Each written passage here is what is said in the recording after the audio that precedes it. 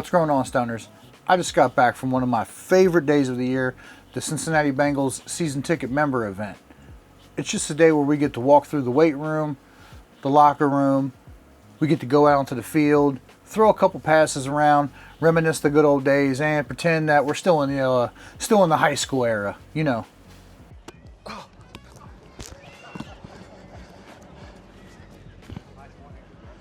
Look at that! Look at that! But now that I'm done with that, I'm at the studio checking on the Mars Hydro grow, and sadly, we've had a couple of duds.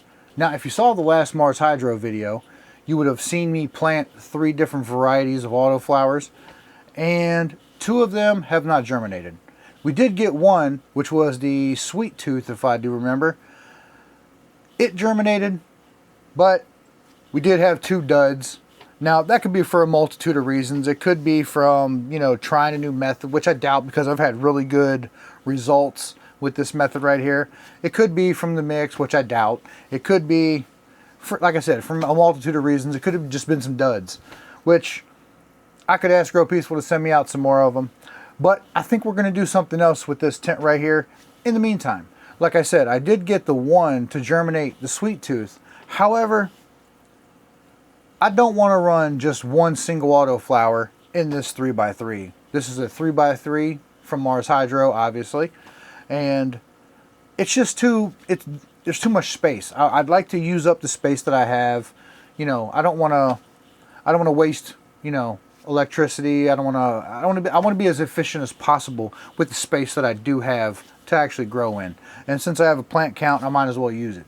So instead of growing just one autoflower in here, we're going to decide to do a 2 plant run in here. Just like we did with the Super Menthol Haze that we just ran in here. That was But we are going to run a 2 plant run of a Blood Moon Gelato. A couple of clones that we took from a mother plant that I have.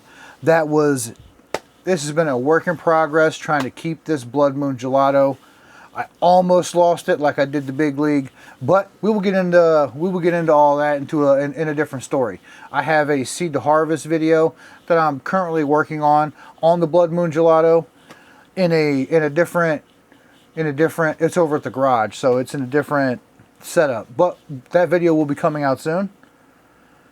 We're gonna run a couple of clones from that mother in this right here. We're gonna trellis it out. We're going to do it organically, no synthetic nutrients in this one.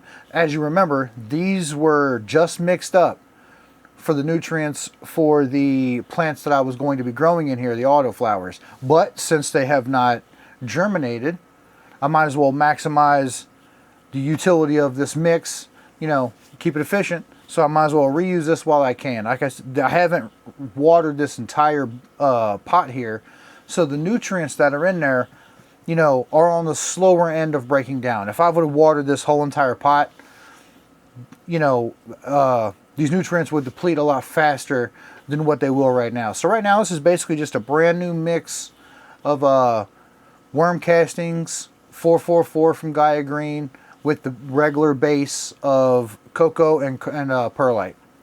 So all I'm going to do is I'm going to remove the biodegradable pots. We'll take a look and see how broken down they are. I've only watered them one time, just the time that you saw in the video. And yes, they are still a little bit moist down below. I have not watered them since. The seeds were duds.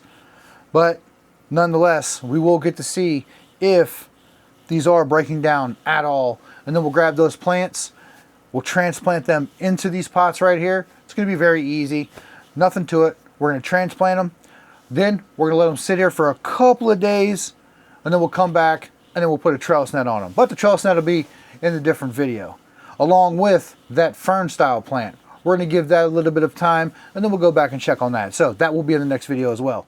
So let's check out and see what these biodegradable pots look like, and then we'll grab these plants.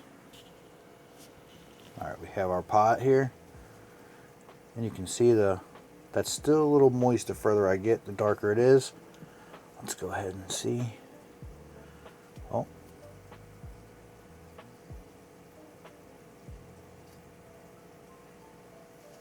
See if we can knock some of this mix off of it, get a better look.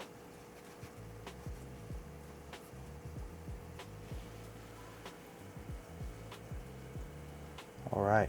Now it is very, very soft. Like very, very, very soft. Let's see. Oh yeah, it's falling apart. It's falling apart in my hand. I'm not putting any pressure on it. Look at that. It's already falling apart. And I've only watered it one time. So if this would have sprouted, I would have had to water it another time. It would have easily grown. Look at that, just easily pull right off. It would have easily grown right through that. No issues whatsoever. And that's just off of watering one time. So imagine watering it as the plant needs it. You know, if you were worried about it, I wouldn't be. I haven't had any issues with it. I've grown probably about 8 autoflowers in this kind of a method right here.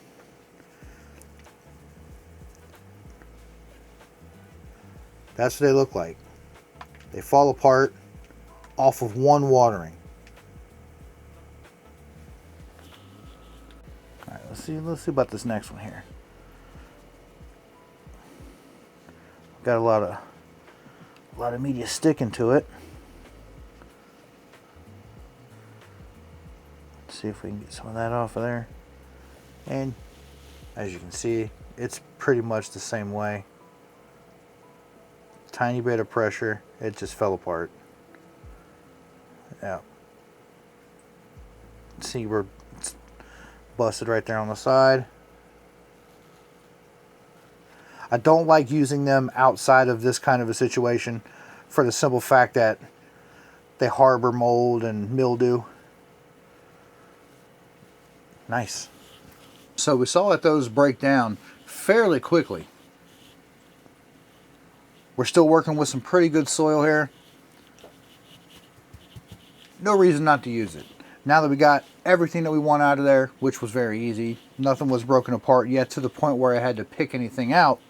Came out fairly easy and fell apart in my hands as I was messing with it, showing you guys. Now, let me go ahead and grab these Blood Moon Gelatos, bring them over here, and get to transplanting.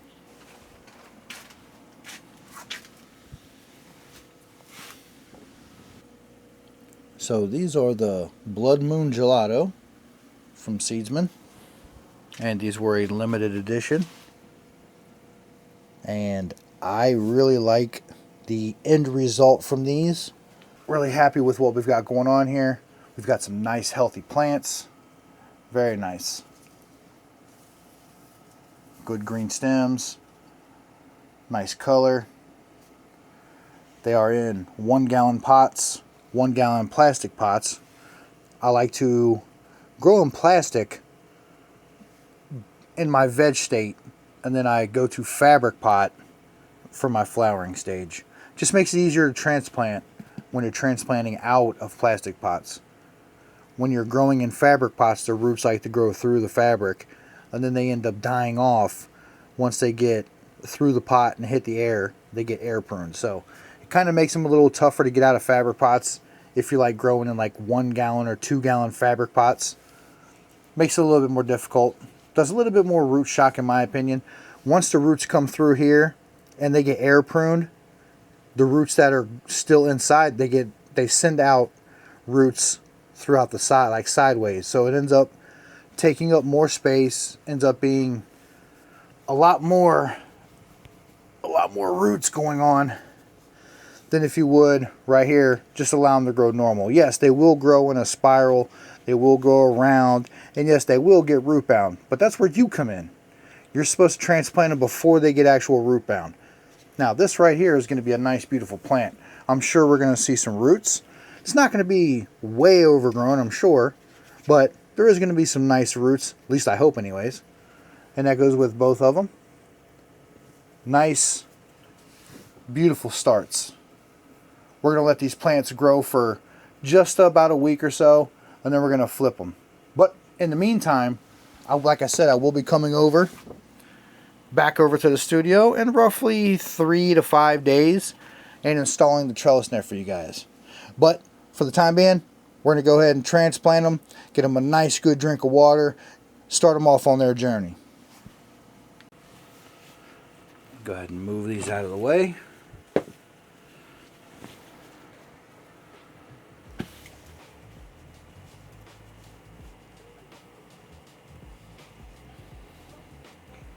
Might transfer some over here.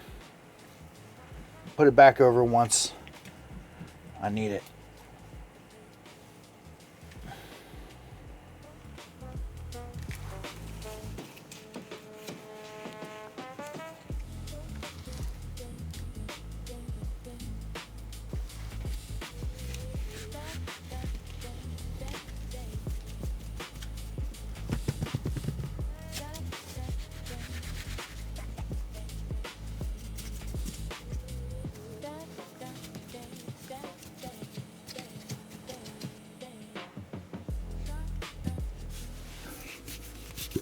Grab me some mycorrhizae,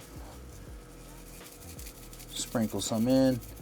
You can use whichever one you want. Great White, Dino Myco, it doesn't matter. They all do the same. They all work pretty much equally. Little massage.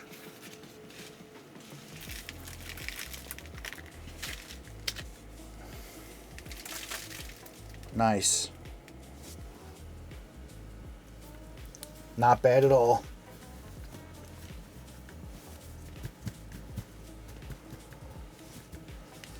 Try to make it flush. Put a little bit more of this over here, but I think we're going to end up removing a lot.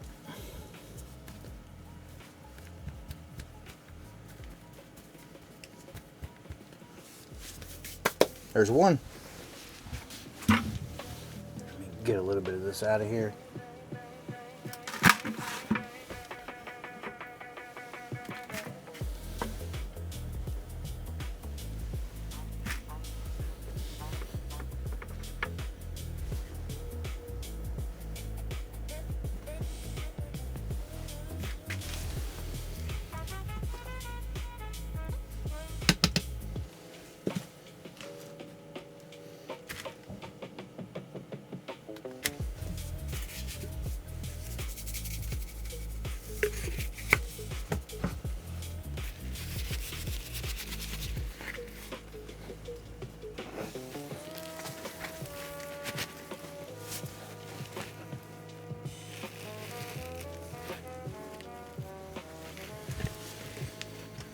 This plant's a little flimsy.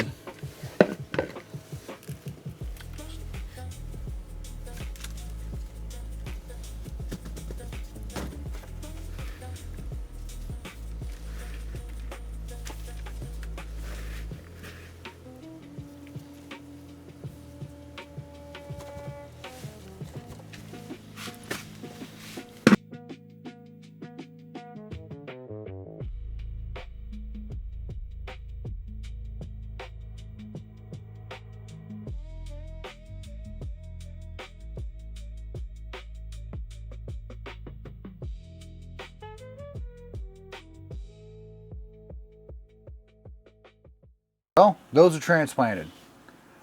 They look great. Transplant was very quick, very simple, very easy. Nothing to it. If you've transplanted one, you've transplanted 1,000. There is really nothing to it. Don't overthink it. Just make a nice little mold, finesse it out of the pot, put it into the mold.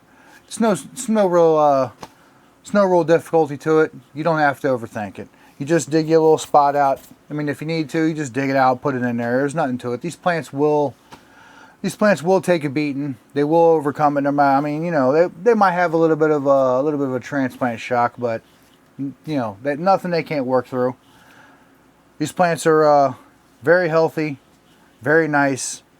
The flower on them is amazing. So that's why I went through the steps that I did to actually keep this. And I'm happy that I actually did. Now, you guys get to see how it ends up. Now, I wasn't planning on growing these on the channel, but things happen, and I am kind of glad I am, actually. I wasn't planning on flowering these for a minute. I was planning on doing something else with these, splitting these up for something else, but nonetheless, I have a mother plant that I'm going to end up just keeping off to the side over at the garage.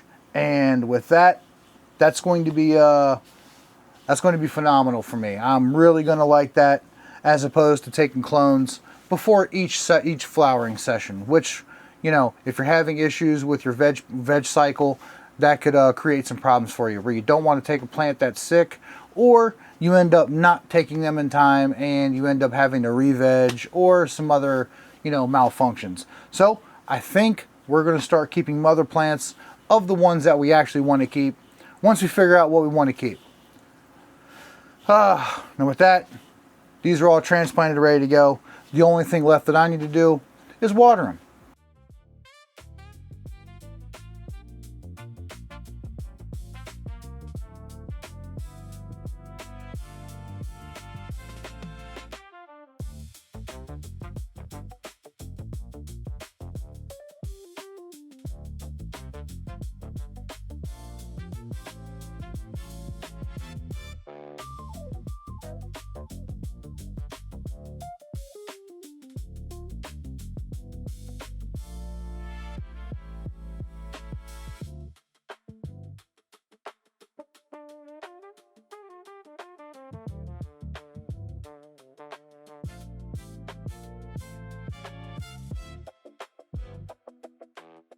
Now, thanks to Mars Hydro for sponsoring this grow series and this grow video. If you want to check yourself out, anything from Mars Hydro, like this tent or the FC3000 that we're using, that is going to work phenomenal for these, just like it did the Super Menthol Haze that we did previously right here. You can go check them out, marshydro.com. You can use code STONED over there, save yourself a little bit of money, and get yourself some good gear while you're at it. Beautiful. Link for Mars Hydro will also be in this video's description, along with all of the other things. I might put the Cincinnati Bengals event thing that I did film it, so I might put that on my Wild Millennial channel. So if you want to check that out, or check out what I already have over there, which that channel is going to be ramping back up here very, very soon. So hit the description down below, check the links down there. Links for that and my outdoor vegetable garden channel will be down there as well. Though both of those channels are starting to ramp back up now that we got a little bit of time. It has been raining all June and it has been absolutely brutal. But nonetheless, if you want to check out and see what we have at the garage in the other Mars Hydro grow, you can go check out this video right here. I'll see you guys over there. Peace.